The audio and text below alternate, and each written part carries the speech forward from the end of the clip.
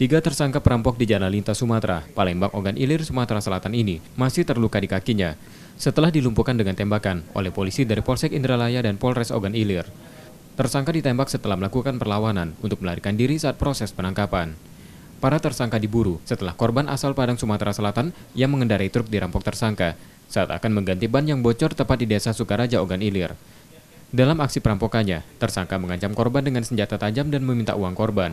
Tak hanya uang, tersangka juga mengambil 2 telepon korban. Aksi tersangka memang sering dilakukan di sepanjang jalan lintas timur Sumatera, dengan lebih dulu menebar paku agar kendaraan yang melintas bannya bocor. Jadi kami melakukan tindakan kepolisian terukur karena si tersangka ini berusaha melawan, karena kita dapatkan 2 sajam dari mereka dan berusaha melarikan diri, sehingga kami melakukan tindakan tegas terukur. Ancamannya apa kemarin?